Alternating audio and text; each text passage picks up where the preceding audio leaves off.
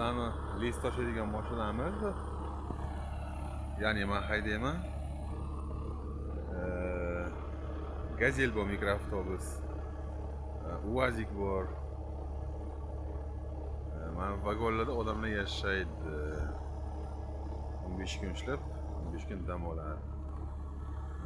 Bular buzuq hozirchalik. Svarka apparat ana bu. Mashinam old tarafidan ko'rinishi. Slesarka bu. Har xil narsalarni tuzatadi, ushlatadi. Mana bu banyamiz. Agar kimga qiziq bo'lsa, ichidan ko'rsataman. Sizlarga kuxnyani ko'rsatmoqchiman. Bak, mana kuxnyamiz. Kuxnyada 20 dan oshiq odam ovqatlanadi. Kompot. Bu ham turshaydan kompot. Umuvvalnik. Choy. Tam shirinliklar ko'rdinglar bolalar. Bu yoqda stol. Ovqatlanadigan ham yerda bochkada suv turadi.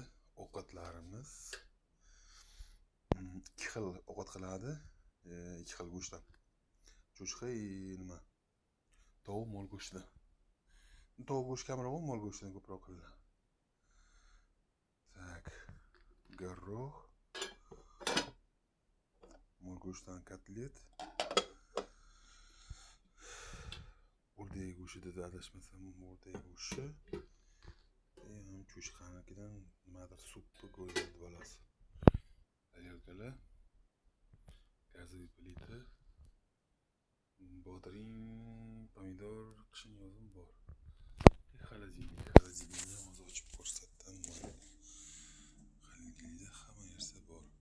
Qatiq bor, asosan. Mana shunaqa narsalar bor. Bugun ertalab qishloqdan magazindan non olib keldim. Tak 10 ta 12 ta olib kelaman. Yetadi. Choyniyda choy постоянно isib turadi. Choy bu ulgurlar dashrak ham yeydi. Hamma narsa bo'lsa ham dashrak ham yeydi. Pechkada отопление bo'lgan. Boiler, priz kontrol, hamma narsa bor. Idish yuvadigan, tozalik juda e'tibor beradi. Hamma narsasi bor.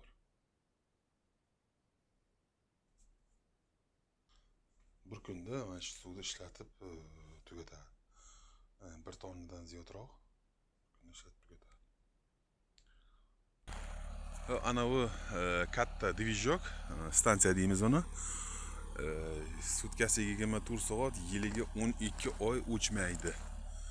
Agar o'chib qolsa, mana svarka apparati ham nimasi bor, dvijogi kichikroqi svitlarga yetadi. Bu sutkasiga 80 litr salarka yoqadi. Hamma vagonlarda 8 ta vagon bor. 8 ta vagonda обогревательlar bor, isitgichlar.